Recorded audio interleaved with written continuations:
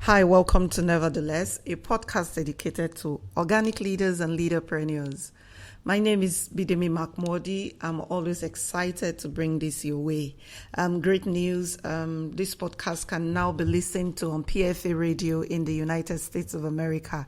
My friends Elsa and Dafe, the host of PFA online radio show, have graciously agreed to air this show. That's 6 p.m. Nigerian time every Monday and Wednesday. It's really a great thing to be able to say that this is expanding. I hope if you're in the United States or somewhere around there, I hope you get to listen to us on PFA radio. The show will just be as great when you listen straight or directly from my website, or when you listen on PFA. Is going to be just as great. The great nuggets that will bring your way will continue to be what will bring you away. How's your week been? Mine has been exciting. I'm actually very particularly excited this morning that I'm recording this podcast. I just feel in the air that something is going to break positively around us. And incidentally, it's a Thursday morning here in Lagos, Nigeria. In a few moments, we'll be starting the discipleship class. So it's really exciting to be here. I hope you're excited to be alive. I mean, what's the greatest gift that you can get if not that of life? Last week we looked at partnerships, liabilities, and leverage. And we looked at how the partnership relationship stands out from every other relationship. We agreed that the partnership relationship is a relationship that is bottom line driven. You come together with your partners to achieve something, and because it's bottom line or result oriented, the idea, the greatest or most important thing you need to remember about a partnership relationship is that you must be very careful going into it. It's one of the relationships you must be most deliberate entering into because you want to deliver on your set goals. Today we'll be looking at some other aspects of how relationships impact upon our destiny or our journey to purpose. But before that, I'd like to just take a break so I can take a sip of water. I'll be right back. Water. Give me room temperature water.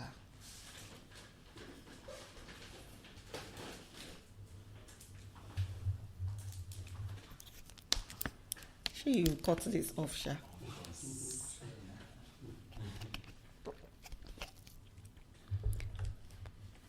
I'm back, and we're moving things around a bit on the podcast. I'm sure you hear a few other things caught in between this podcast, different from what you used to hear.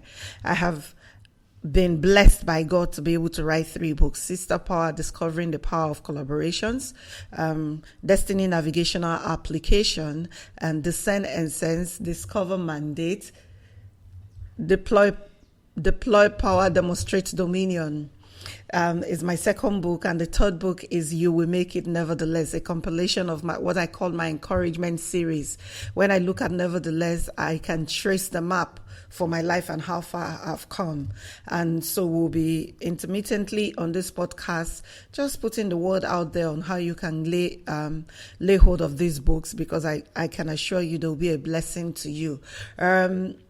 I also have a few things coming up that we'll be talking about, like it's going to be very soon. We're in the last quarter of the year, and very soon the year will be coming to an end. And one of the things that I'd love to put out there for you is that you need to plan your life for 2016.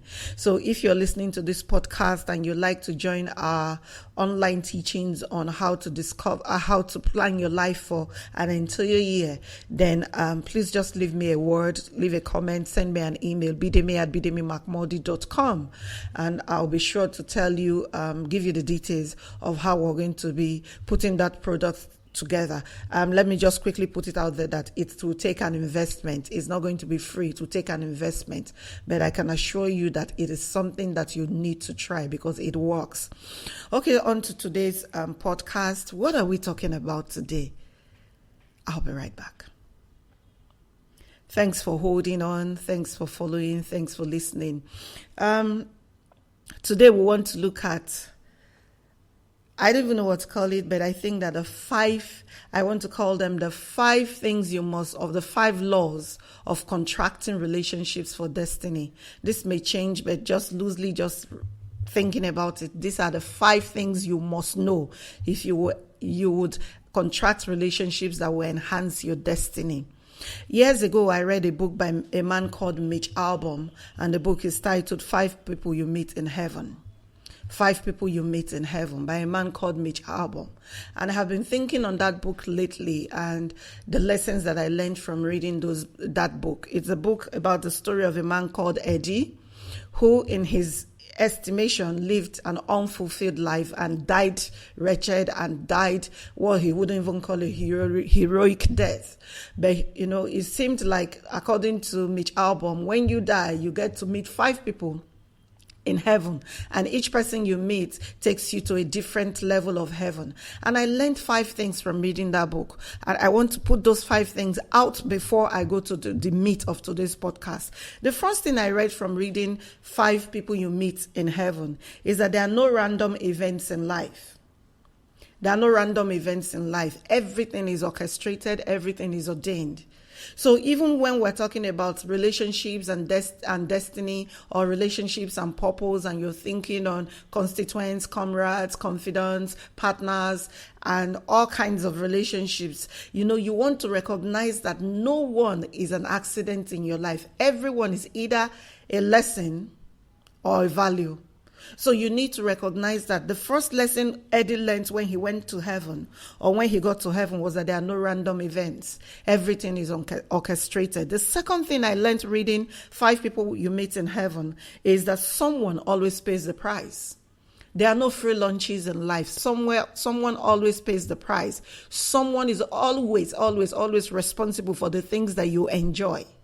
And you need to recognize that, you need to know that even when one of the reasons why you should take relationships seriously, especially if you are intentional about living a life of destiny, is a recognition that someone always pays. Someone always pays the price. There are no free lunches. For everything that I know today, someone paid the price. I'm quoting to you, or I am telling you lessons I have learned or gleaned from a book I read over 8 years ago. Somebody paid the price for me to be able to podcast this today, and that person's name is Mitch Albom. So you need to go on recognizing that on the journey to destiny, someone will always pay. You may not be the one who is paying for the season that you're in, but someone had either paid or someone is paying. The third lesson I learned from reading 5 People You Meet in Heaven is that things are not always as the same. Things are not always as the same, so you need to always dig deeper. You can't be living a life of purpose and be shallow or be surfacey. Everything you do, you just look at it on the surface. There is always a deeper meaning for everything that you will come across or you will do. There is always a deeper meaning. Things are not always the way they seem. And Eddie learned this, in the story of his father, whom he always held a grudge against because he felt that his father was a failure. And he found out in the end that his father didn't die because he was a drunk. His father died because he was saving another man. So things are not always as the same. You need to always dig deeper. The fourth lesson I learned from 5 People You Meet in Heaven is that love is never lost, even if it seems so in the moment. Love is never lost, even if it seems so in the moment. There's a relationship in my life that had gone south recently, and I can see that the other party is very distraught because she just wants things to go back to normal. But I want to put the word out here that things may never go back to normal, but the truth of the matter is that love is not lost. A moment will come when hopefully the love will be rekindled again. Maybe not at the level we used to have it, but that's the reality of life. You need to recognize on your journey to destiny that love is not lost. The people you will meet, some will love you now, some won't love you tomorrow, but it doesn't mean that does not negate their season in your life. Neither does that negate your journey or whatever it is you achieved in that season of your life with them. You need to recognize that love is never lost, even if it seems so in the moment. The fifth lesson I learned from 5 People You Meet in Heaven is that life allows second chances. Life allows second chances. Life allows U-turns. So you don't write anyone off. You don't go out and say, oh, because I was in this person's life and they didn't get it, then they would never get it. No, life allows U-turns. Life allows second chances. And you'll be amazed how it played out in the life of Eddie, the character in 5 People You Meet in Heaven. At the beginning of his life, he was a soldier in the war and he had set a heart on fire. And there was a shadow he saw that he was trying to save. And his captain shot him in the long story, but you need to read the book. It turns out that by the time Eddie died, he died saving another young girl, because it turned out that the shadow that was running out of the hut the first time when his life began was a young girl. And by the time Eddie died, he died pushing another young girl out of the way of a crane that was dropping in an amusement park. My point is that life allows do-overs. Are you not grateful that the God we serve is not a God that is as judgmental as I would be? Because the way my mind works is, if you don't get it, I write you off and you're done. But thank God, doesn't act like that. He takes his time. He gives us the opportunity time and time again for us to get it, so that we can do a U-turn and come back. So those are the 5 things I learned from 5 People You Meet in Heaven. 1, no random event. In life, there are no random events. 2, someone always pays the price. 3, things are not always as the same, so you need to dig deeper. 4, love is never lost, even if it seems so in the moment. And 5, life allows second chances. So we'll soon go into today's teaching on the 5 things you must know if your relationships will be a success. I'll be right back.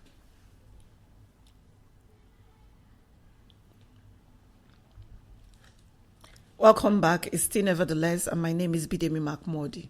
I said that we'll be looking today at 5 things, absolutely important things you need to know if your relationships towards destiny, your transactions in your relationships to destiny would be enhanced. You need to know 5 things, and they're very simple things, but all of these things, incidentally, are taken from my book, Sister Power, Discovering the Power of Collaborations. Last week, we put the link on how to get it on Amazon on our show notes, and this week we'll be putting that link on the show notes again, or in the show notes again. The first law, in transacting, in relationships that will enhance your destiny, is the law of recognition.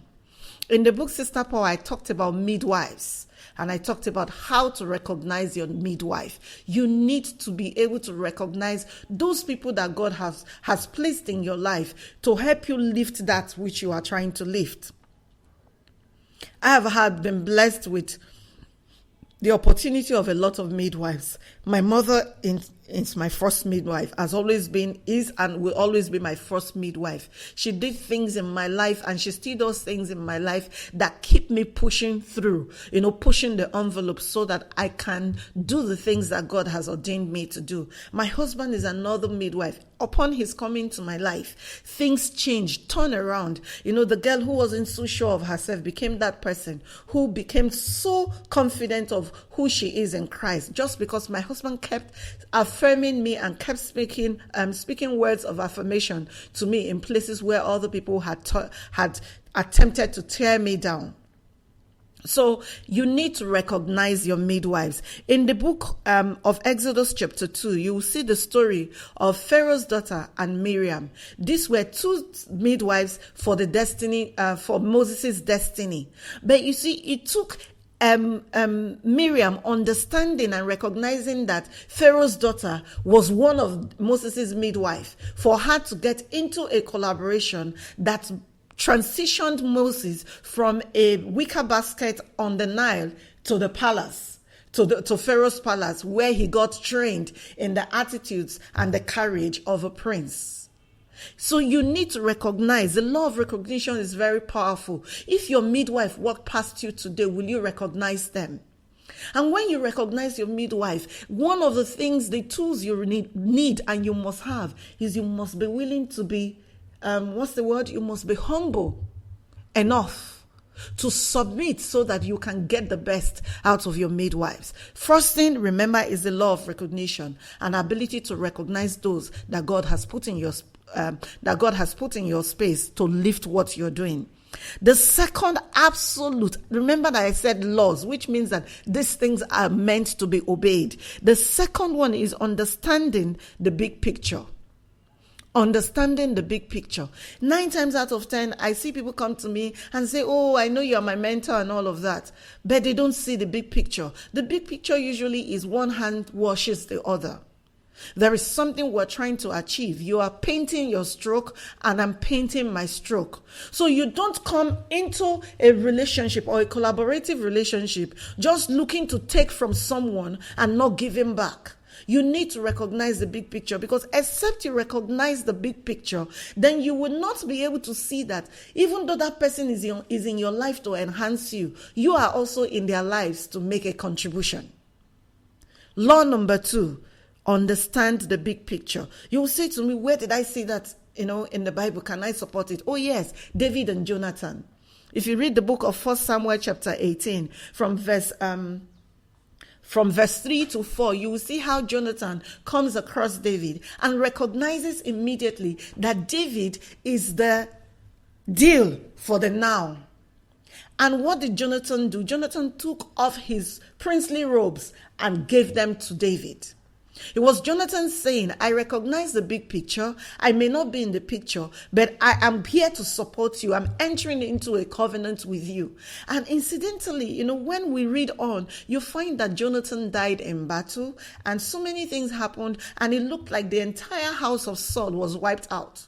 But one day after David became king, he made a pronouncement. He said, isn't there anyone of the house of Saul that I can show favor to?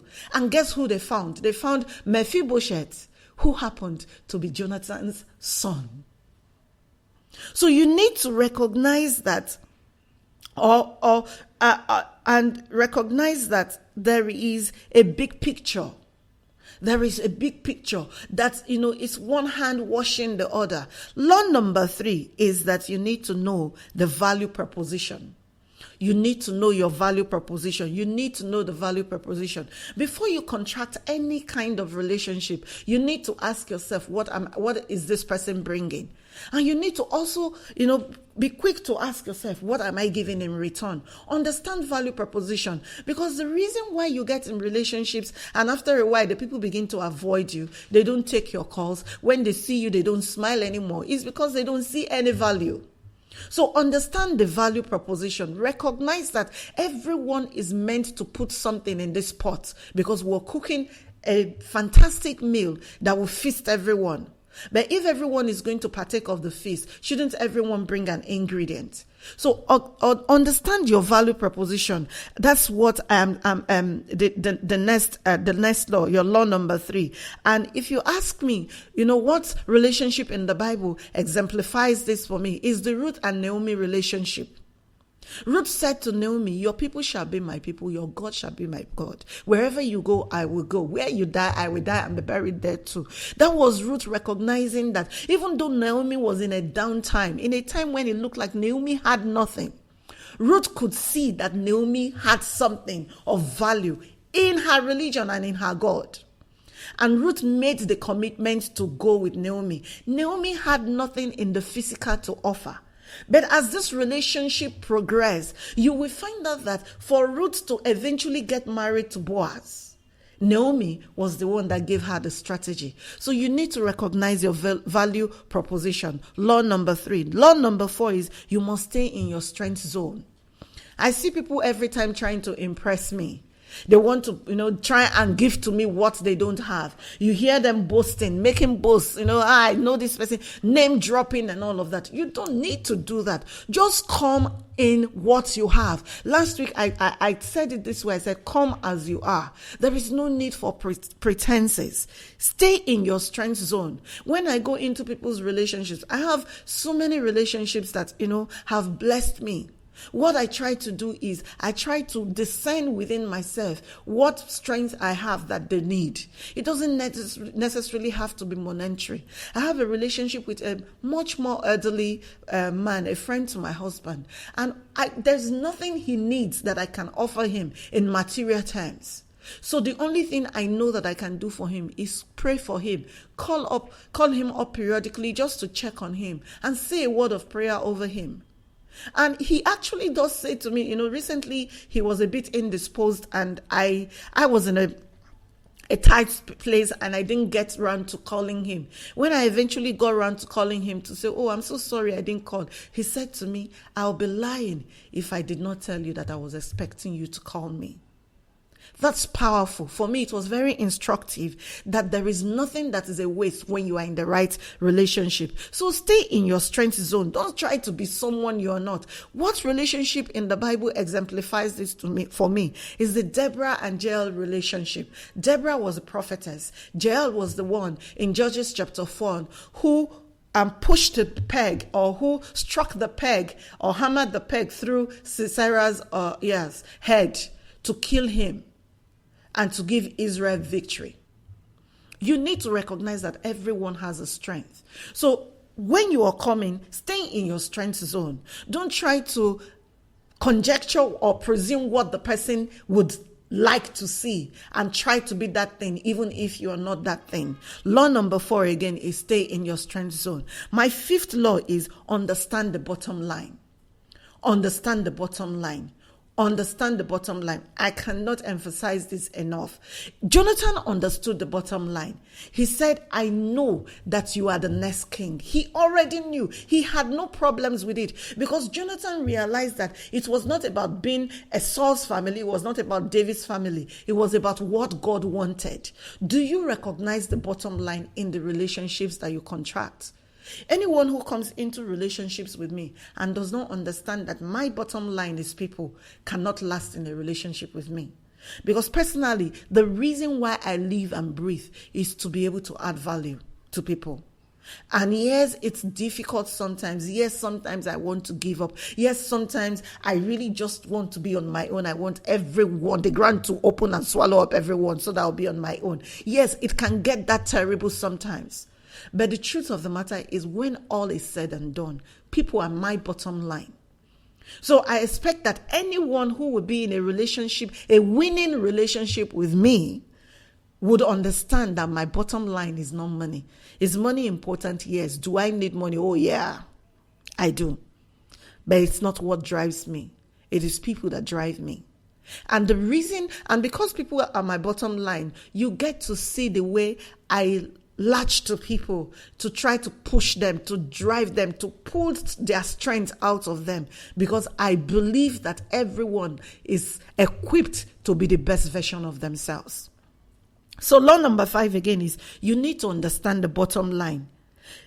You need to understand the bottom line. And in this regard, I want to use a relationship that didn't quite end well. And it was the relationship that you find in 2 Kings chapter 6 of 2 women who came together to collaborate to eat their children because there was a famine.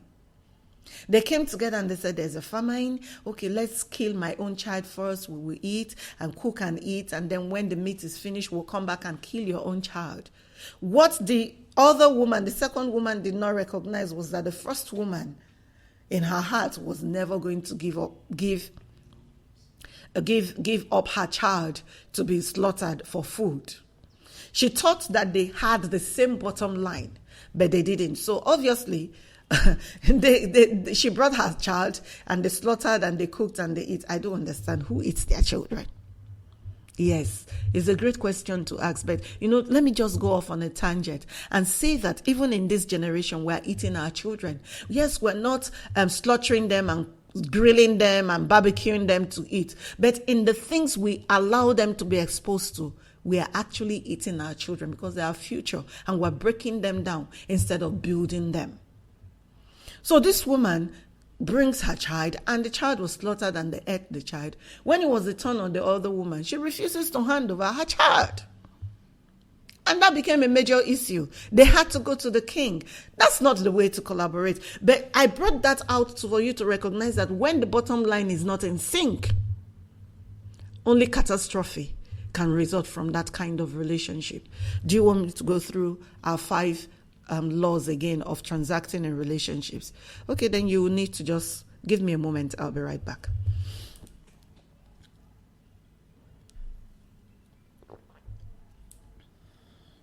Welcome back to Nevertheless. And I was talking about the 5 laws of transacting within any kind of relationship so that it can become a winning relationship. And I talked first about the law of recognition. You need to recognize your midwives, because it's one thing to need a midwife, is another thing to recognize who that midwife is. Not everyone who comes into your life is a midwife that is useful to you. Law number 2, understand the big picture. Recognize that you're painting a stroke and I'm painting a stroke. So we need to be very clear of what the picture is if we will be able to bring the right ingredients to cook that soup. Law number 3, know your value proposition. What are you bringing? Be very clear about what you bring to the table and be very vocal about that gift that you're bringing. Law number 4, stay in your strength zone. Don't come into any relationship pretending that you have something to offer that you have not. And our final law is understand the bottom line. What is the bottom line in this relationship? What are we trying to achieve? This person that wants to midwife me, what is it that makes the person tick? Because if you know what makes that person tick, then you will make the right contribution. And that gives them the freedom to bring their own immense and tremendous value into what you are doing. I've had a lot of fun bringing to this podcast your way. Like I said when I started, I'm really excited. Today especially, I can feel that things are shifting in your life to bring you to a place where all you sing is just songs of rejoicing, because you have a new vistas have opened onto you. And I want to congratulate you in advance. To say thank you. Congratulations. Welcome to the new season of your life. Life is beautiful if you live it on purpose. Life is powerful if you live it on purpose. And life is definitely impactful if you leave it on purpose. Till next week when I'll come your way again, don't forget, if you're in the United States, remember to log on to Praise from Africa Radio, that's PFA Radio, so that you can listen online on Mondays and Wednesdays to my broadcast on that platform. And please share with your friends. Invite your friends to download, follow me on Twitter, leave me a message on Facebook, leave a comment even on my website, and I'll be glad to respond to you. Never forget that when you discover purpose, then you live powerful lives. God bless you.